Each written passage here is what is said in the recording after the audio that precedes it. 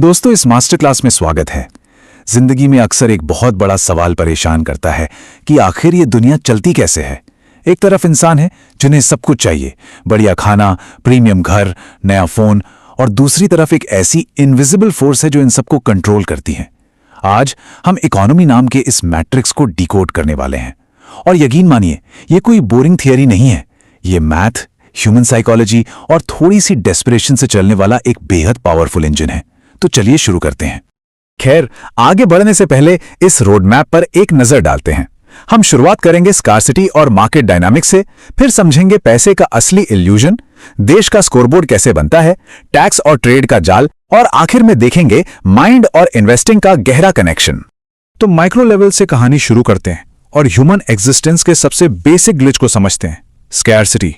समस्या यह है कि हमारी ख्वाहिशें बिल्कुल अनलिमिटेड हैं, लेकिन हम एक ऐसी दुनिया में रहते हैं जहां रिसोर्सेज काफी लिमिटेड हैं।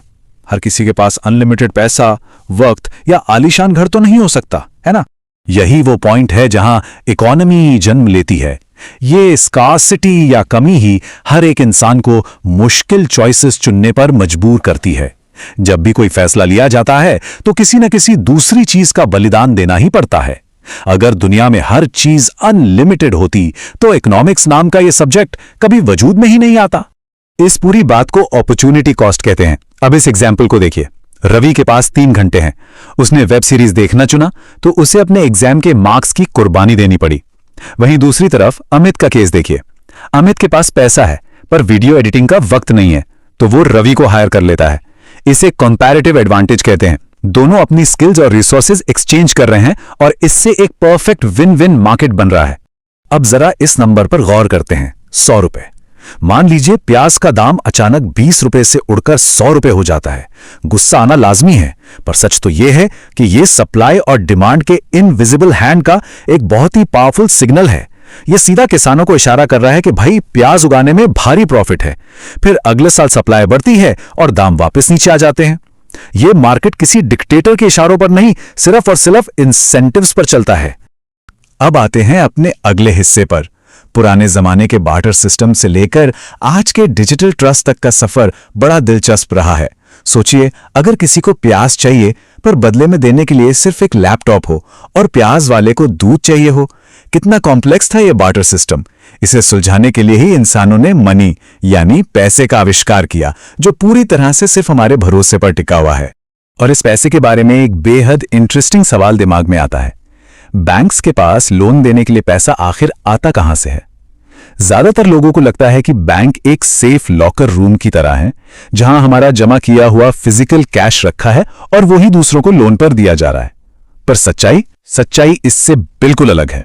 जब भी कोई लोन पास होता है तो कोई वॉल्ट से कैश निकालकर नहीं देता।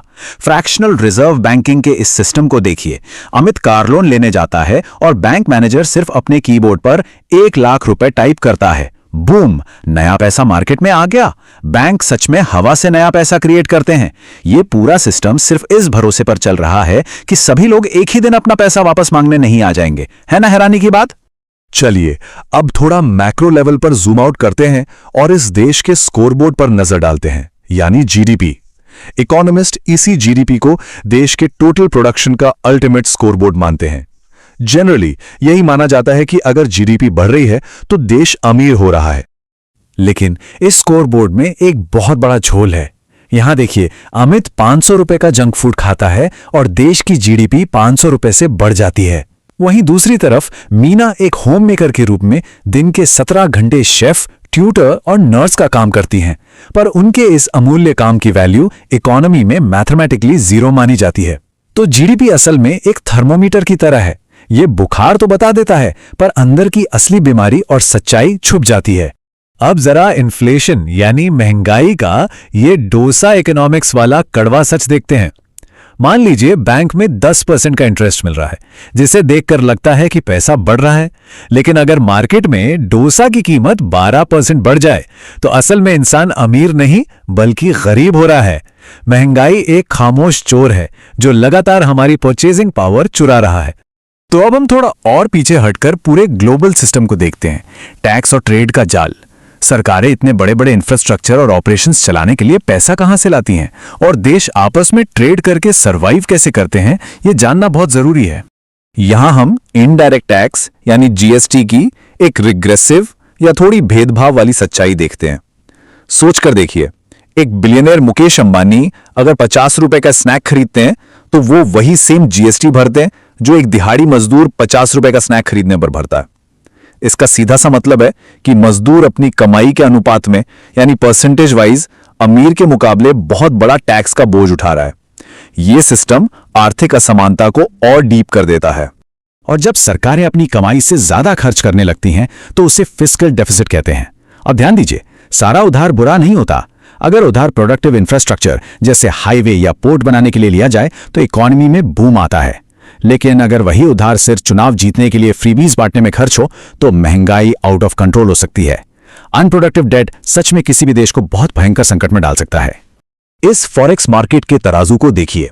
मान लीजिए रुपया $1 के मुकाबले 90 से गिरकर 95 पर आ जाता है। अब आईटी कंपनीज और एक्सपोर्टर्स तो खुशी से झूम उठेंगे क्योंकि उन्हें अपने फॉरेन डॉलर्स के बदले अब ज्यादा रुपये मिलेंगे। पर वही गिरता हुआ रुपया उन लोगों के लिए सजा बन जाता है जिन्हें बाहर से महंगा पेट्रोल और डीजल खरीदना पड़ता है। यानी करेंसी का एक ही उतार चढ़ाव देश के अलग अलग हिस्सों पर बिल्कुल अलग असर डालता है। तो चलिए अब इस बड़े से मैट्रिक्स को वापस ह्यूमन साइकोलॉजी और दिमाग की तरफ घुमाते हैं। आखिर लेबर मार्केट, हमारे फाइनेंशियल इंस्ट्रूमेंट्स और हमारी खुद की साइकोलॉजी मिलकर कैसे हमारी आर्थिक किस्मत तय करते हैं, अब इसको समझते हैं। यहां लेबर मार्केट का सबसे बड़ा और शायद सबसे कड़वा सच छुपा है। एक दिन में 10-10 घंटे कोडिंग करने वाले की सैलरी और एक ग्लोबल सीईओ की करोड़ों की सैलरी के बीच का अंतर उनकी मेहनत का नहीं है। ये पूरा का पूरा गेम सप्लाई और रिप्लेसमेंट वैल्यू का है। जो काम आसानी से सीखा जा सकता है और जिसे करने वाले हजारों लोग मार्केट में बैठे हैं, उसकी कीमत हमेशा कम ही रहेगी। अब जरा फाइनेंस की दुनिया पर नजर डालते हैं, जो मेनली स्टॉक्स, बॉन्ड्स और क्रिप्टो में बटी है। यहां लोहे जैसा मजबूत एक ही नियम चलता है, रिस्क रिटर्न ट्रेड ऑफ। जहां रिटर्न ज्यादा दिखेगा वहां पैसा डूबने का रिस्क भी उतना ही बड़ा होगा। बॉन्ड्स जहां एकदम स्टेबिलिटी देते हैं, स्टॉक्स वहीं ग्रोथ लाते हैं, और क्रिप्टो तो एक्सट्रीम रिस्क और वोलेटिलिटी का दूसरा नाम है। यही वजह है कि समझदार इन्वेस्टर्स हमेशा अपने पोर्टफोलियो को डाइवर्सिफाई करके चलते हैं। अभिजीत बैनर्जी के बिहेवियरल इकोनॉमिक्स पर की गई रिसर्च यहां एक बहुत ही गहरा सच बताती है। इंसान हमेशा मशीन की तरह रैशनल नहीं होता। गरीबी का अपना एक अलग बायोलॉजिकल स्ट्रेस होता है जो लोगों को ऐसा फंसाता है कि वो लॉन्ग टर्म इन्वेस्टिंग के बजाय आज की छोटी सी खुशी चुनते हैं, जैसे एक नया टीवी या अच्छा खाना। जब भविष्य को लेकर उम्मीद ही कम हो तो सेविंग का मोटिवेशन वैसे ही मर जाता है। इसे ही पॉवर्टी ट्रैप कहते हैं। दुनिया में मेनली 3 आर्थिक मॉडल चलते हैं। कैपिटलिज्म प्राइवेट कंपनीज के थ्रू प्रॉफिट और इनोवेशन को पुश करता है पर मोनोपोली का खतरा भी लाता है। दूसरी तरफ सोशलिज्म इक्वालिटी या समानता लाने की कोशिश करता है पर अक्सर इसमें लोगों का मेहनत करने का इंसेंटिव ठंडा पड़ जाता है। और अगर हम अपने देश यानी भारत की बात करें तो ये एक मिक्स्ड इकोनॉमी है। यहां रिलायंस और टाटा जैसे जायंट प्राइवेट कॉर्पोरेशंस भी हैं और उन्हें बैलेंस करने के लिए एम्स और इसरो जैसे सरकारी संस्थान भी काम कर रहे हैं। इस पूरे एनालिसिस को समेटते हुए एक आखिरी पर बहुत ही जरूरी सवाल उठता है, क्या इस इकोनॉमिक मैट्रिक्स और इसके रूल्स को समझकर इसका फायदा उठाया जा सकता है? देखिए, इस रोजमर्रा के आर्थिक चक्रव्यूह से बाहर निकलने का सिर्फ एक ही रास्ता है और वो है इसे डीपली समझना। जो इन सिस्टम्स को समझ गया वही रियल लाइफ में सॉलिड और स्मार्ट फाइनेंशियल फैसले ले सकता है। इस एक्सप्लेनर मास्टर क्लास में जुड़े रहने के लिए बहुत बहुत शुक्रिया।